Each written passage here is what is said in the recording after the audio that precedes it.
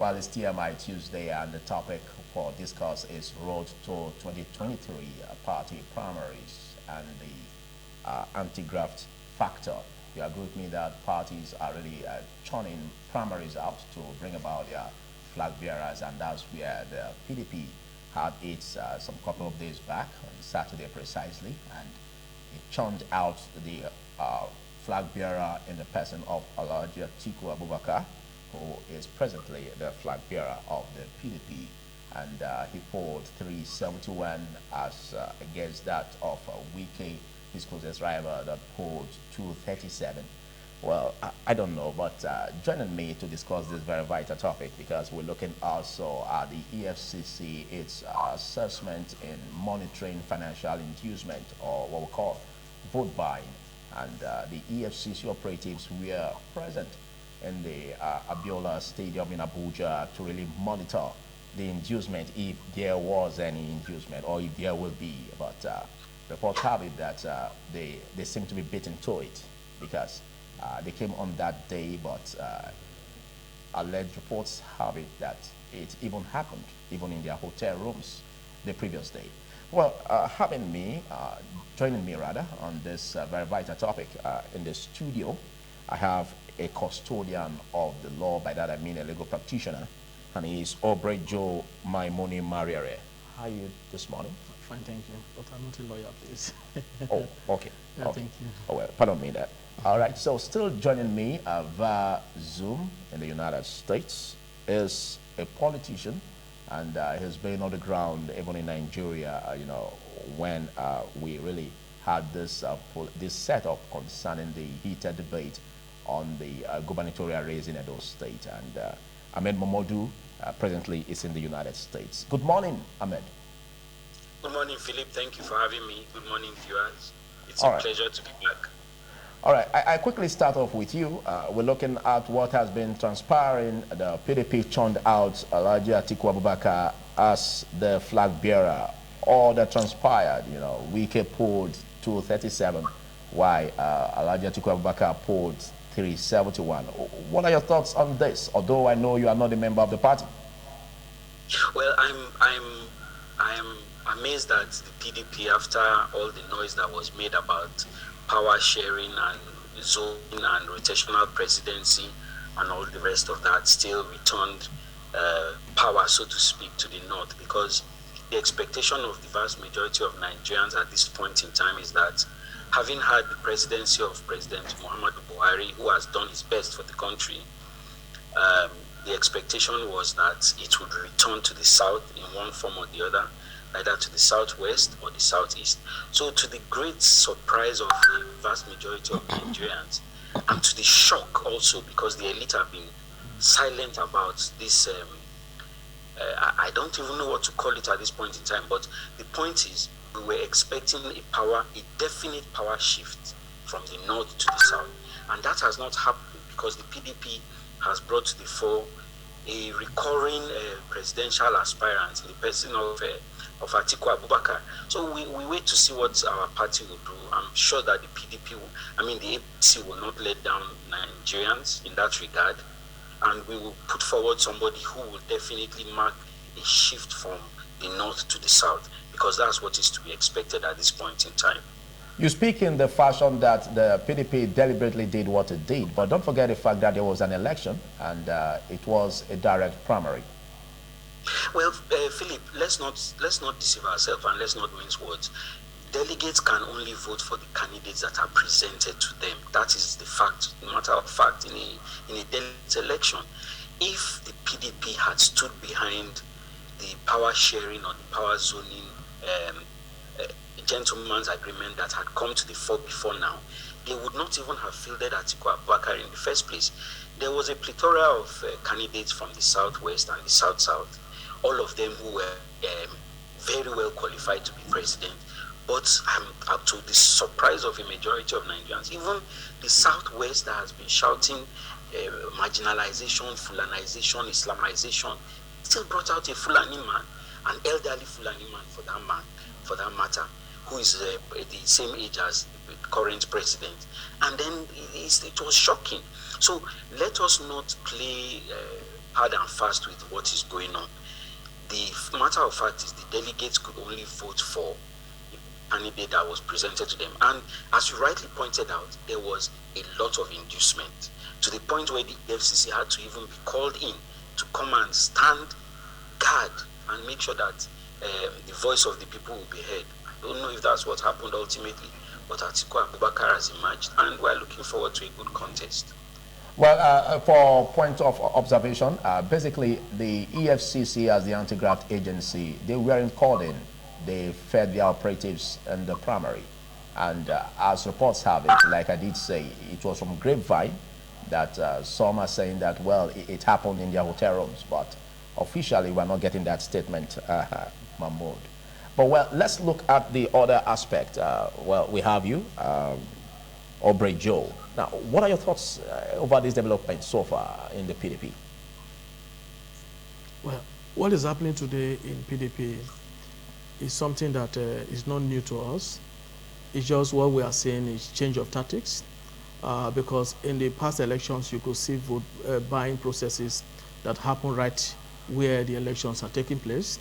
But right now, because of possibly, will I say, the effectiveness of the anti-graft agencies, they have now changed strategies to, doing their vote buying process before, getting to the venue of the primaries where it happened.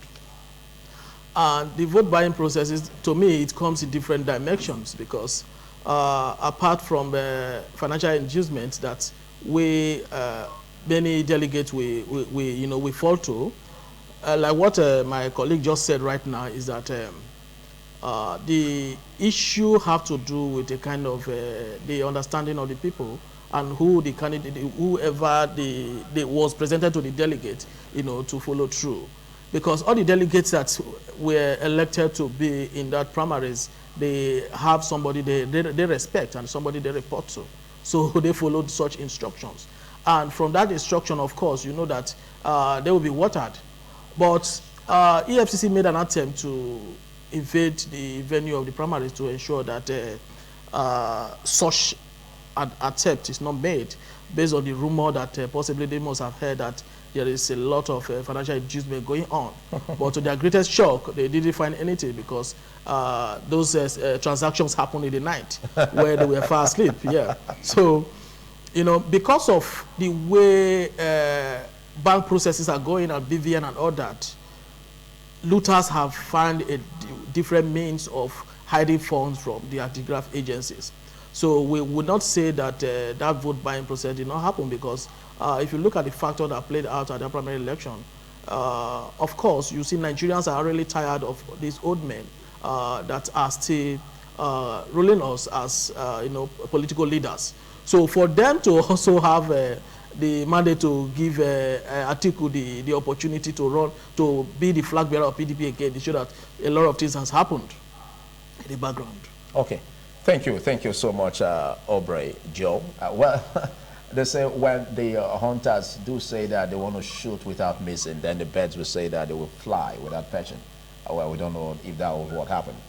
Ahmed Momodu. Yes, sir.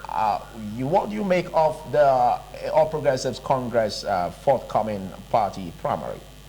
We expect that at least there's going to be a kind of heated primary where there may be direct elections, but impressions are that it could be consensus. But reports reaching us just now shows that the aspirants are already being screened, which gives room for the fact that there's going to be an election. What do you make of the party's primary? Well, I think it's clear at this point to see that there is not going to be a consensus candidate because most of those presidential aspirants in the APC, as you can see, they've put their 100% in and nobody is going to back down at this point. We're talking about big wigs that include the former minister of transportation, Rotimi Amechi, Bola Ahmed Tinubu, and a few others. So at this point in time, since we've come to the point where there has been a screening, we must assume that everybody is going to come out in full force and it's going to be a contest of let the best man win. And that is what Nigerians expect at this point in time. We want a transparent primary where all the contenders are given as much room to present themselves to the delegates, and hopefully it will not be in the fashion of the PDP where to put our words carefully, the most expensive person won the election. So let us hope that APC is going to present the best of their own candidates, that going forward Nigerians have a bigger choice. And I know definitely because of the people that the APC is fielding, there's definitely not going to be a northern candidate. The candidates are all southern, southeasterners, and that's what the vast majority of Nigerians expect at this point in time. We've had 8 years of President Buhari, who was a northerner, and we cannot have another 8 years of another northerner ruling the country. It speaks very poorly of our choices if that's what the APC is going to present, and I'm sure that's not what is going to happen. Well, that seems to be a tactic that the All Progressive Congress may be deploying in this race, because we already have Atiku Abubakar on the PDP platform, and so basically there could be a very churning twist to have a southerner, emerging under the All Progressives Congress. Okay, we're going to take a short break, after which we're extending the frontiers of this discussion. Don't you go away.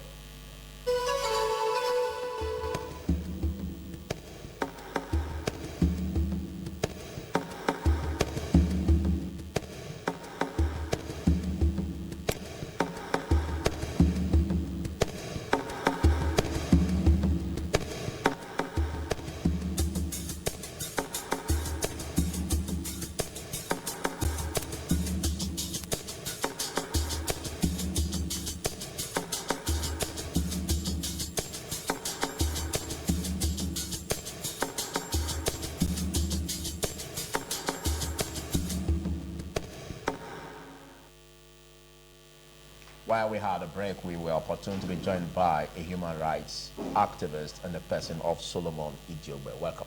Thank you very much, Philip. Viewers at home, very good morning. Well, the race seems to be hotter. Every day we're inching closely to the election proper, the presidential race, which pops up in February 2023. What do you make of the developments so far in the PDP primaries and the forthcoming APC? Nothing so far than the conspiracy we have always known. Nigeria, to me, I've always mentioned in some of our language that we are like a game being played by if you like, the cabals. And somebody asked me, where did you learn the cabal from? And I said, the ex-president of the Federal Republic of Nigeria said the cabal at a point had taken over his government. It means cabal does exist. So, if you like, you are like a draft being played by the cabals. But if you like, you are like, at least let's get a little bit elevated. You are like a chess game. When they are tired, the checkmates. Unfortunately, the agenda has been planned before now. It's still being executed. Look at the argument. Now, if power is supposed to rotate between North and South, if there's supposed to be equity in governance in Nigeria, if there is anything like unity and one Nigeria that is being preached by those at the top echelons, if you like, those at the ends of affairs, that there is a one Nigeria, how then can you not accommodate your brother? When it comes to the issue of politics, they bring in religion, they bring in tribe, ethnicity. That's what they divide us with. I don't know if you have checked. Although I don't know the day you're talking about, because all I know is that there was an election and it was a direct primary, and they were told to vote. The delegates voted, it's the same and they voted in the candidate they now have. Now, what I expect you to say is, those in the South, why didn't they, do so? Yes, of course, yes, because if they had done that, yes, the figures would have gone in favor of the Southern aspirant. Unfortunately, the Southern politicians are mentally, without due respect, bankrupt when it comes to politics.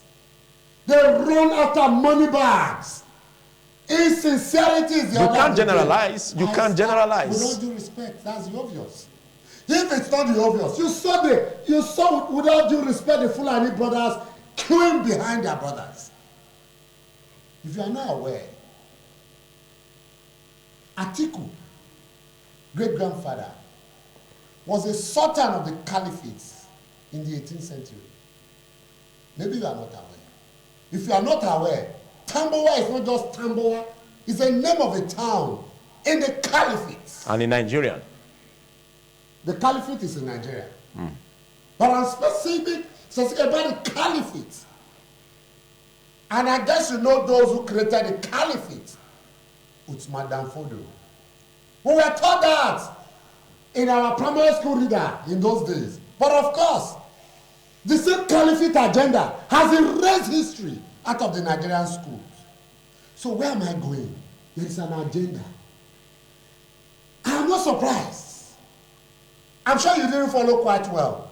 That all the big names in the political fold, whether I call them retired generals, retired professors, heads of former governments and all, were killed behind their brothers. What happened to the South?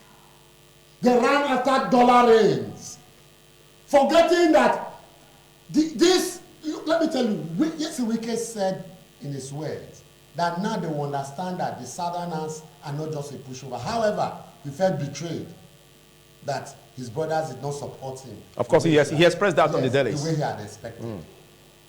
But at least the Yesi Wike realized that this was a tug of war between the southern politicians and the northern politicians.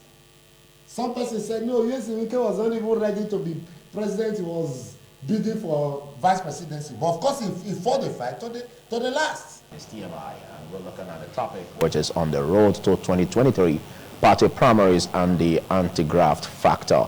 Your group made the PDP has done its primary and merging with the Alhaji Atiku Abubakar. And joining me in the studio still remains my discussants from the United States. I have Ahmed Mamodu, a fine public affairs analyst, and also in the studio here with me I have Ubre Joe Maimoni Mariere. Thanks for sustaining your presence with me. And also I still have the presence of the human rights activist Solomon Idiogbe. Good to have you join me. All right, so quickly I think let's get your opinion, Joe, in respect of what has happened in the PDP, churning out the Alhaji Atiku Abubakar as the flag bearer. What do you think APC could be doing differently now to bring about an equation in the balance? I would say the APC is a bit luckier because their primaries are coming after that of PDP. Because the PDP has already produced a kind of the baseline for APC to really sit down and reevaluate to see how they can do things better. The PDP has, selected Atiku to be the flag bearer. What APC I think they should do better is to root for a more younger candidate who is more vibrant, a younger candidate that Nigerians are not actually tired of, because Nigerians to us are tired of those cabals who want to hijack the country. But of a truth, I share a different opinion of what is going to happen in the APC primaries, because with what is happening now, the northern factor is still going to play out, because already there is a division in the south, where we have almost 90% of the presidential candidates coming from the south and few coming from the north. So apart from the issue of vote buying that may play out along the line, but the vote will be divided. And if the vote is divided among the aspirants, it's going to still favor the northern candidate. But if that does not happen, if APC does not allow that to happen, then they have to go for the candidate that is sellable, that can beat that of the PDP. Okay. If that did not happen, then I believe Nigerians will root for the third option. That's a very fine presentation you just made, Joe. Thank you very much for that. Well, Ahmed Mamodu, you heard what Joe said. Now, you are of the opinion that it's very possible that the All Progressive Congress will churn out a southern candidate. But the fears are this. We have about 23 aspirants, and it happens to be that southerners are more in numbers compared to the north. And although we have issues of one or two, having issues of corruption charges against it, like that of Rucha Sokolo, don't you think the huge number of aspirants and much being tilted to the southern region could make it impossible for a southern candidate to emerge? No, not really. I tend to go in the other direction because just by a mere fact of numbers, definitely the odds favor the southern or southeastern candidates because for a simple matter of fact, as you are well aware, delegate election is a simple majority. Even if it's only one person that votes more than the other person, whoever they vote for wins the election. So it's a simple and straightforward thing. Now let me quickly point out the fact that APC is currently the party in power. So they are more in touch with the aspirations of the average Nigerian. And the aspiration, the direction we want to see the country go definitely is to follow that power rotation formula where the presidency moves between the north and the south in every 8 years, if not every 4 years, at least every 8 years. So to present another northern candidate would be a death knell for both the APC and the PDP. I do not believe that Nigerians are going to go with Atiku Abubakar under any circumstance because that is it's been very unfair and very insensitive at this point in time to bring forward a northern candidate after 8 years of a northern president. Even though we don't say he's a northern president, but he's representing the north in the last 8 years. So it's only fair and equitable because if you want justice, you must come with clean hands. So what we are saying is very simply this. APC has this election to lose. And if they want to lose it, they will present a northern candidate. Otherwise, they bring a southwesterner, a southeasterner, and it's theirs to win. It's as simple as that. Okay, we have a fine gentleman, a politician, a former Imo State governor, and a person of Peter Obi who was in the PDP, but as a result of what transpired, he left the PDP. And the reports have it today he has emerged as the candidate of the Labour Party. And Nigerians, or most Nigerians, or some Nigerians, as we may put it, seem to be tired of the all APC, PDP, and they seem to also go with the issue you spoke about concerning having a southern, to become the next president. Don't you think that could bring an opportunity for Peter Obi to come into the stream? Well, much as people want Peter Obi to be president, the sentiment is a very laudable sentiment, but it's quite unrealistic at this point in time. We need, the matter of fact is very simply that only a party with national spread can guarantee the success of its candidate. And the Labour Party, unfortunately, does not have the required spread, does not have the required manpower. So let us leave sentiments aside. The simple matter of fact is the next president is going to come from either PDP or APC because they have the spread over the entire region and they are able to, you see, it's not just the vote that is the matter, it's securing the vote after the vote has been made and making sure that those numbers are relayed properly and accurately and the tally is safeguarded. So election is a little bit more complex than just becoming presidential aspirant of a political party. I wish Peter Obi luck, but I do not see his aspiration going much further than what he has expressed at this point in time. The Labour Party has done its best, but it's not going to stand up to the behemoth of PDP or APC. Those are political giants as it relates to the politics of Nigeria today. Okay, let's hear your opinion in this, Solomon Ijogbe, because some Nigerians seem to be tired of the APC and the PDP. But you heard what Mahmoud said concerning the national spread.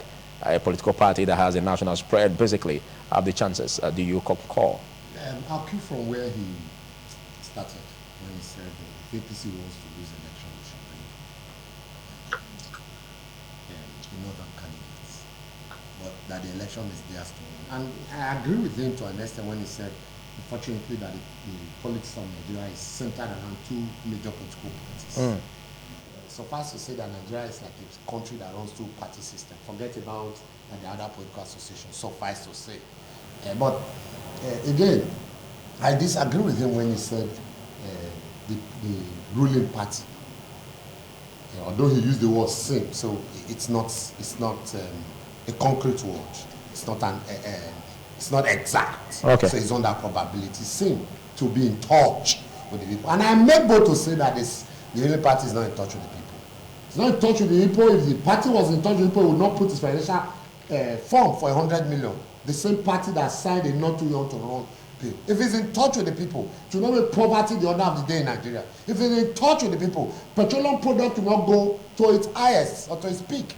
Gas, cooking gas would not have been at the peak. Today you can't buy 12.5 kg anything less than 9,000 naira. So it's not at all in touch with the people. Okay. I say that clearly. But however, coming back to politics, it's unfortunate. As much as I am tempted to want to agree that the Labour Party does not have the requisite manpower to man her elections during the general election, because he made very salient point when he says it's not just about the voting, it's about the protection of the votes. Unfortunately, there's what you call the unbiased umpire, the INEC. But it's obvious in Nigeria we know that INEC cannot actually protect your vote unless your political party has a widespread and a manpower to man your vote, from polling units to collation, ward collation center, local government, state, and as you have it. But let me say this. The last is yet to be had about these political equations. Because when you asked my brother that what do you think that the APC will be doing differently, and I agree with when he said, is that most likely are not doing anything different. At best, they give you Southwestern Muslim. And you know that, because let's not run away from the fact that Nigeria is divided along two major political parties, two major religious groups. And that's why here they talk about the Muslim tickets. Not thing, you understand? It's usually like that. So if you look at the equation, Atiku is what's a Muslim. If APC gives you, for instance, which is most likely not to be, but any magic can happen at this time, to even say that they should give us a young person, far from it. They have old brands, old model vehicles that they are brandishing. So we have seen one now from the PDP. The APC branded vehicle, you see it. It's between an old prof or an old chief. But let me tell you what it will be. It will be a Muslim arrangement. So where is the question? Where is the equity of a Muslim Christian? Okay. You understand? Because when Goodluck was there, it was a Christian thing. When bringing a Buhari, they sourced for a northern candidate, a Muslim. That's how it's usually done. When Baba Yabo, Olusegun Obasanjo was there, was a Christian. And the next man that was taken after him was a northern Muslim. You understand? So what we expect if APC wants to do anything good, which of course I do not think they are planning to do, is to bring a southern Christian to create a balance. Of course we know, but that does not guarantee the final success at the general polls, because general polls in Nigeria is characterized with vote buying, criminality at the top and all that. But I think that will create an equation. However, let us not be lost that there will not be a third force, like my brother has said. I can assure you that if Tinubu loses the APC primaries, it's likely to be a third force. Okay. And if the third force comes, the third force is very most likely to galvanize and straighten. Let me tell you, when you talk about old times, you'll be looking at which party came first. Is it Labour Party or APC? Okay. And if you ask me, I'll tell you, Labour Party was on ground before the APC came. Thank you. And Thank again, you. yes, let me land fully before we exit. You have 30 seconds to do that. Less than that, I'll tell you that Labour Party is supposedly the property or a child of the NLC, as it were in the beginning. So who says that they will not be able to galvanize vote? But for us, we think that there should be a third force, because it's our time. We are done with these two major political parties in Nigeria, because they failed us and they continue to fail us if we continue to depend on them. Okay, it is believed that politicians who are in the issues of corruption charges, leveled with corruption charges, shouldn't be, brought back, to govern. And we have persons who are already having alleged issues, like the Rucha Sokolo saga, who presently is in the EFCC custody. Joe, are you following? Now, there is this impression, because he's expected to be screened today, and we just hope that maybe the EFCC may release him today from custody.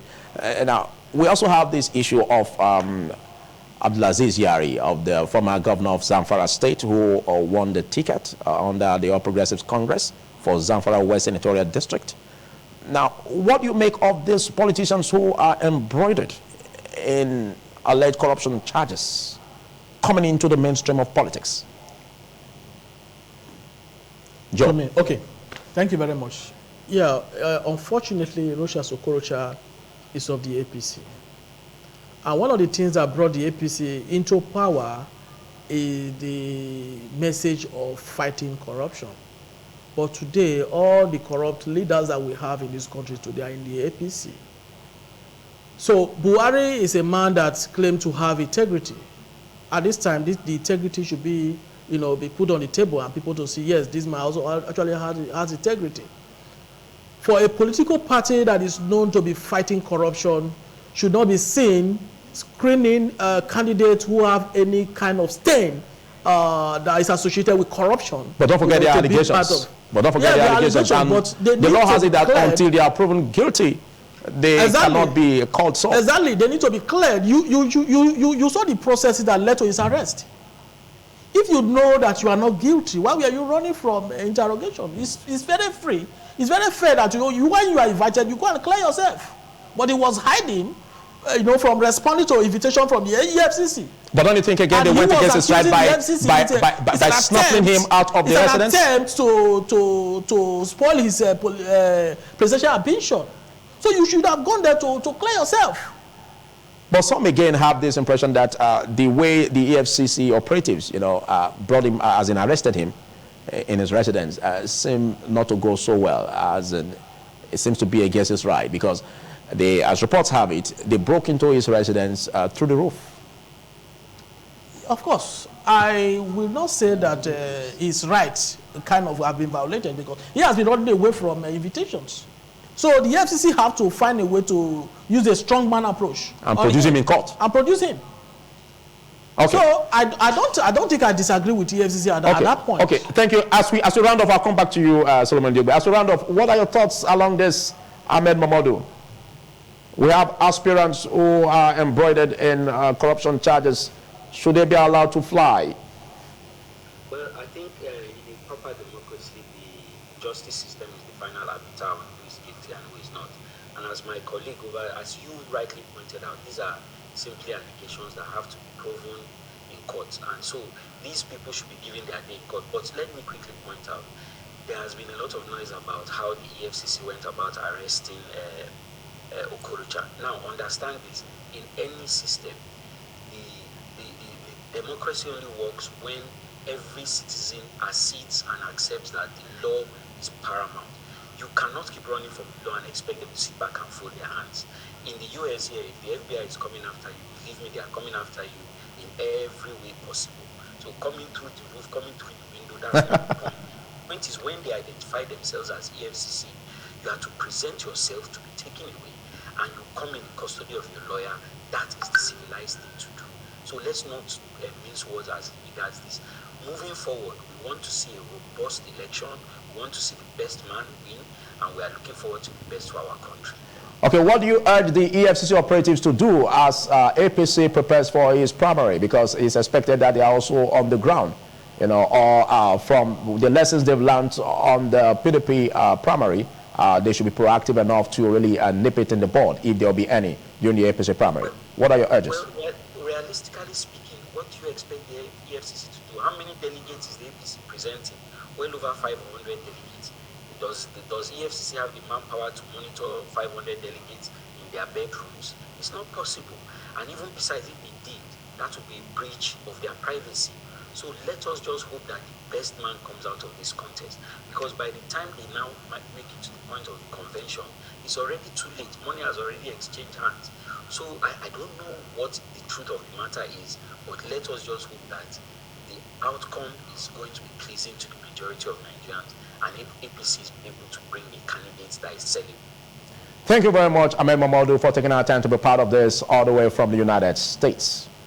Thank you, Philip. All right, so quickly, as we round off, what are your thoughts, Solomon? Well, for me, as far as I'm concerned, the APC is not doing any corruption fight. They're just in an animal farms.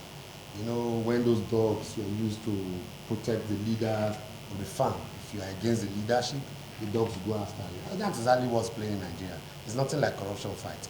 If it's the corruption fight, look, now quickly putting it also in perspective, when you talked about arrest of Rucha Sokolo.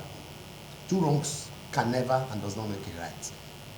Yes, Rucha Sokolo was totally wrong not presenting himself to EFCC, but it's also very... And even in court. Yes, but it's also very, very wrong for EFCC to have gone through the roof without first, you know, getting the requisite document for such. Oh, but don't forget what Justice Eko said on March 28th, you know, where they expected that Rucha Sokolo should be in court to really clear his name as a result of the allegations leveled against him. And Justice Eko said that if on the next arraigned date, if the EFCC is unable to produce Rucha Sokolo in court, they will discharge the case. So that gives the reason for the EFCC to go all out. No, not all out. See, for you to keep a suspect in custody more than 24 hours, you get a court order. So if they had that, they were supposed to have been armed. Look, you saw the lawyer's argument yesterday that in service, the law provides for direct service on the person. You know, alternative. If the person is evading service, you take option B, which is by publicizing it, you still go back to court and ask for substituted service. You understand? So they should have gone to court to take an order, okay, seeking for substituted service, or get an order for his, you know, what we don't do. That you don't do it, you didn't do it right, does not mean that it is right. The man said he didn't have the normal way of being invited. For me, that was also a lousy excuse. But the EFCC should have done it right before doing what they call sting or no sting or breaking through his rule, because you have also violated his rights. You can't do it wrongly and think because you have power. But okay, let me tell you, they were all targeted at getting Rochas at them. And you know, though Rochas has been an APC member, he has only talked about their dirty politics, if you like. And to me, he who also preaches equity must come with clearance. Okay, but what? Okay. He has also shown responsibility. He has not shown that he's a senator of the Federal Republic of Nigeria. He has not shown that he had head power in Nigeria, and that it's a mirror. Okay, but what do you have to say again concerning the former state governor of Zamfara, Abdulaziz Yari, who is embroidered also in the allegations has been unveiled by the suspended accountant general of the Federation. 22 billion naira alleged fraud. It's just a story to distract us in this election. What happened of the several billions being stolen in Nigeria? See, they just want to create a story to be heard and to be said during the election, right, to divert minds. There is no such thing as corruption fight in Nigeria. It is a luta continual. Do you also believe that? Do you concur with that, Ubrejo? Well, in this country, there is nothing like corruption fight, because under this administration that is known to be fighting corruption, we heard of stories of snakes swallowing monies, and nothing was done about that. We heard of monkeys, you know, taking monies away from offices, and we had a situation where a rat chased the president away from his office, and billions of nairas were spent, you know, fumigating the office of the president. if you look at if you go into the budget alone, you would know that this administration is not actually fighting corruption. Okay, well, I think that's the much we can take. Big thanks, Solomon Idiogbe, for taking our time, and big thanks, Joe Obrey. Well, it's still TMI. Do stay.